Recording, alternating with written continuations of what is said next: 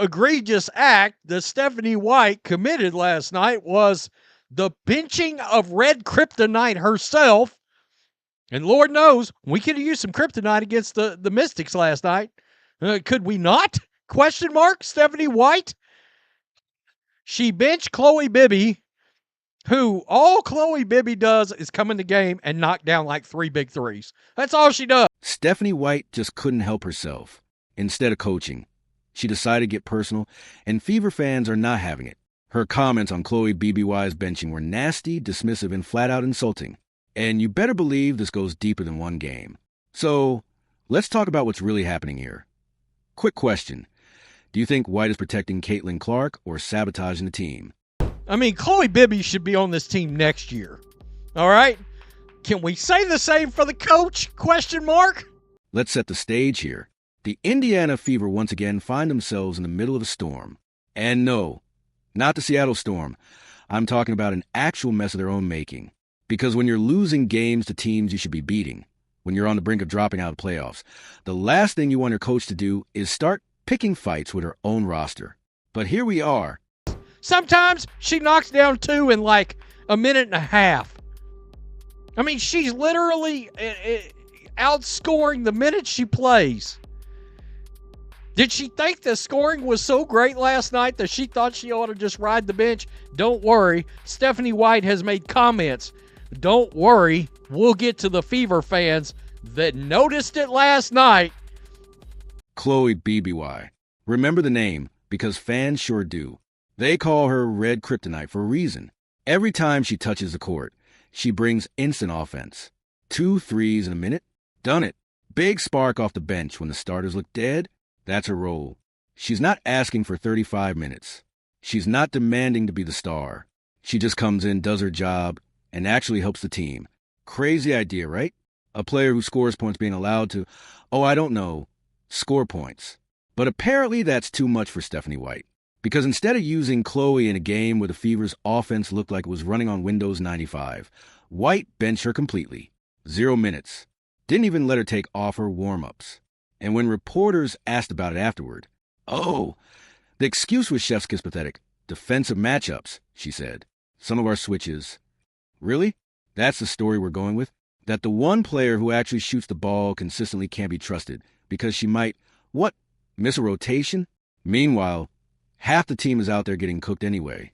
But sure, let's keep the shooter glued to the bench. Brilliant. Didn't like the defensive matchups. You know what Fever fans don't like? Losing to bum-ass teams. That's what they don't like. That's what Fever fans don't like. That's what Fever fans don't like. Fans caught it instantly. Social media was a riot. 0 minutes for Chloe BBY is the nastiest of all nasty work. That was one of the most liked comments of the night. And it wasn't wrong, because at this point it doesn't feel like coaching. It feels personal. Like White has some grudge against Chloe. And instead of doing what's best for the team, she's letting her ego run the show. And fans are sick of it. What did you use for it that happened in the second half of this game? What led to that to you? Yeah, I think we over-dribbled at times. Our off-ball movement wasn't there. We did a lot of standing. It's almost like we gave the ball to Kelsey and just tried to watch her work. And that's not when we're at our best. I mean, yes, certainly we want to have the ball in our hands, but we've got to continue to get movement with and without the basketball. It was getting stuck. I mean, we want to play 0.5 to 1 second basketball, and we weren't. And it's got to get moving. And it hurts. I mean, think if we had 8 turnovers for 13 points in the second half as well. So we didn't take care of it. This is the kind of decision that gets people questioning everything. Is Stephanie White even trying to win games? Or is she so wrapped up in her little defensive philosophy that she can't see what's right in front of her? The Fever have talent. On paper, they're one of the most loaded rosters in the league. Caitlin Clark in her second year, Aaliyah Boston, Kelsey Mitchell, Sophie Cunningham, Chloe BBY, Lexi Hull. That's not a team that should be scraping by. That's a team that should be in the top half of the standings. But instead, they're hanging by a thread, one loss away from falling out of playoff position. Reporter question. In to try and spark the offense a little bit, or what was the decision behind not playing her tonight? Yeah, there were some thoughts. I think that it matched up defensively more than anything with the way that we were going to try to play them, or in some of our switches and things like that. So that was mostly the reason. Plugging her in to try and spark the offense a little bit Or what was the decision behind not playing her? White's response, yeah, there were some thoughts. I think it matched up defensively more than anything with the way that we were going to try to play them and in some of our switches and things like that. So that was mostly the reason. And here's the kicker. Fans aren't just mad about Chloe's minutes. They're connecting the dots. They're starting to believe Stephanie White is more interested in pushing her own agenda than protecting her players, especially Caitlin Clark. Because let's be honest, if Caitlin wasn't here, if she hadn't turned this franchise into must-see TV, how long would White even last? Her seat would be hotter than a cheap folding chair in July. But because Clark's name is on the marquee, White gets cover. She can make nasty decisions, she can bench contributors, and she can brush it off with some vague coach speak. Meanwhile, the star she's supposed to be protecting is the one left carrying the weight of these decisions, and it's not lost on fans either. They see Clark running herself into the ground, trying to make up for the fact that her coach won't play the pieces around her. They see Sophie left open in the corner, while Mitchell takes contested step-backs. They see BBY rotting on the bench while the Fever's offense stalls. And then after the losses, they see White fold her arms on the sideline, looking like a substitute teacher who's already given up. That's the image. And it's ugly. Then just with the rotation, was it just those eight or seven that you ran with? Was it just they were flowing well and you wanted to just leave that going, or what was the thought there? Yeah, I think some of it was defense. Being able to execute the type of defensive coverages that we wanted to have against this, the way that they play. Rebounding was some of that too, making sure that we had people that were in position when we were in some of our switches to rebound. I think the biggest thing for us on the defensive end was just too much fouling. And then, offensively, we went with that small lineup at the end to create a little bit more space. But you got to be able to give your chance by taking care of the ball. And in the second half, we didn't do a good enough job of that. The irony in all this, the league is begging for credibility. Caitlin Clark was supposed to be the bridge, the one who brought in millions of new fans. And she's doing her part. Ratings are up, tickets are sold out, Fever games are trending. But when casual fans tune in and watch this kind of nonsense, coaches sabotaging their own rosters, players benched for no good reason, stars being hung out to dry, it makes the whole league look like a circus. And no, that's not Caitlin's fault. That's not even the players' fault. That's leadership. That's Stephanie White. Let's rewind for a second. This isn't the first time White has pulled this stunt. Random benchings, questionable rotations, refusal to ride the hot hand. It's a pattern. And the excuse is always the same. Matchups. Let me translate that for you. It means, I didn't feel like it, and I don't want to be questioned, but guess what? Fans are questioning loudly. They're done pretending this is normal coaching. They're calling it what it is, nasty, and the fallout is real. Fever fans aren't just mad in the moment. They're saying things like, I'm done watching until Caitlin comes back. Or, I can't take this anymore. That's how you lose a fan base. That's how you turn momentum into apathy. Because if people think the games are being decided by personal grudges instead of basketball, why should they bother investing? Let's talk numbers.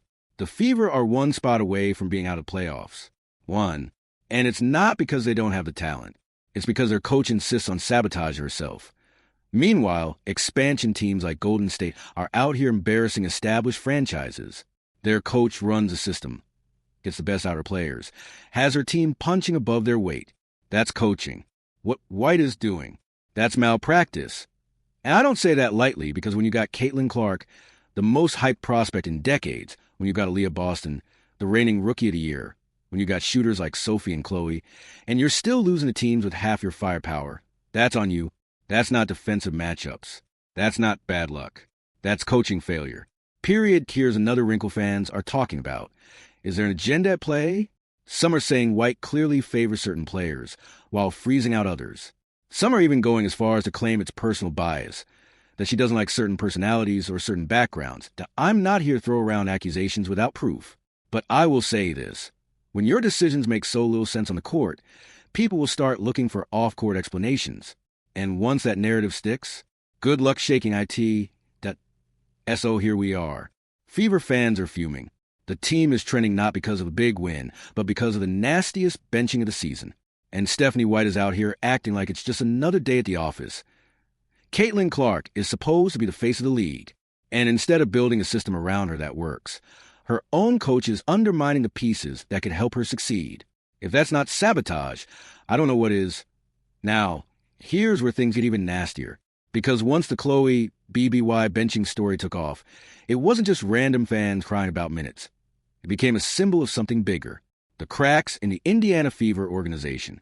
And the name everyone kept circling back to? Caitlin Clark. Because let's be real here. When you bench a player like BBY, when you make a defensive matchup excuse that fools nobody, you're not just punishing one player. You're punishing Clark. You're taking away one of the few teammates who can actually hit shots when Clark gets doubled. Every team in the league has figured it out.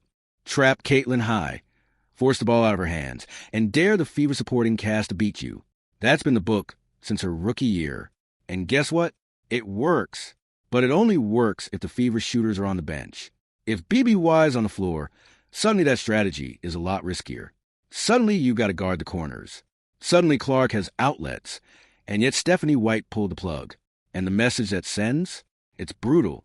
It says, we'd rather lose sticking to my system than when letting Clark thrive. No wonder fans are calling it sabotage. Think about the optics here. Caitlin Clark is the reason the Fever went from bottom feeders to nationally televised almost every night. She's the reason jersey sales skyrocketed.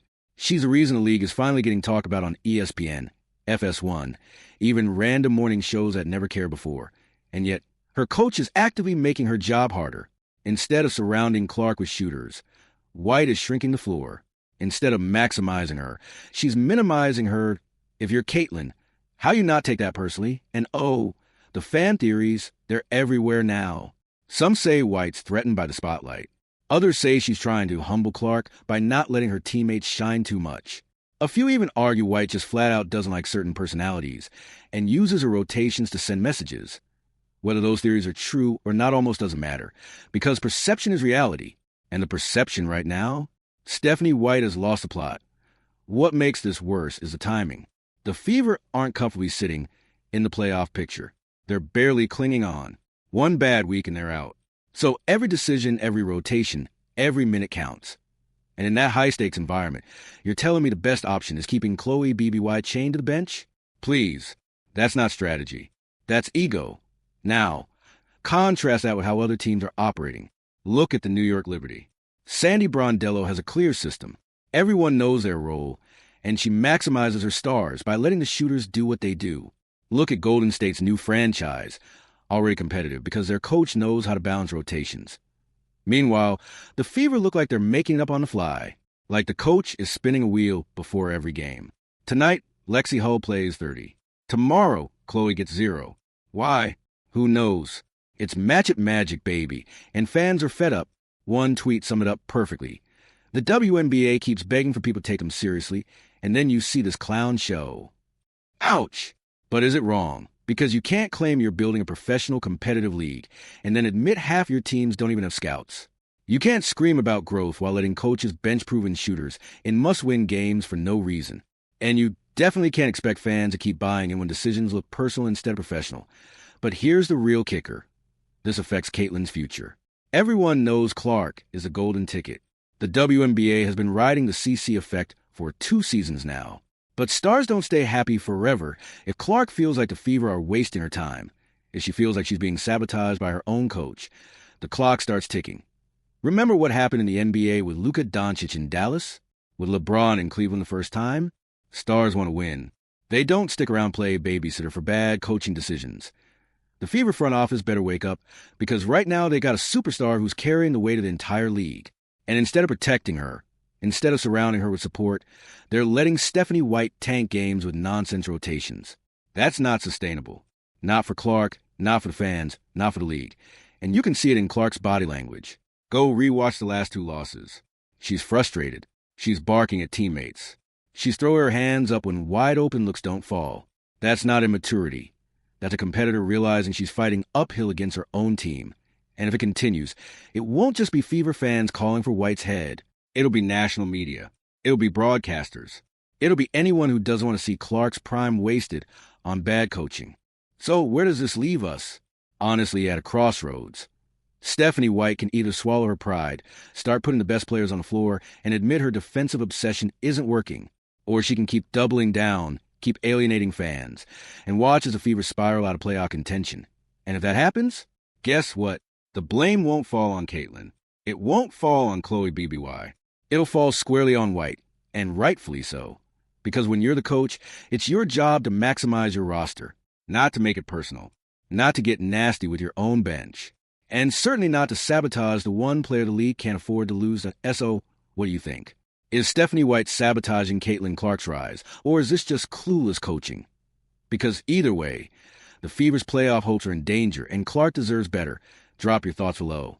Smash that like button if you're sick of the nonsense, and don't forget to subscribe for more unfiltered takes.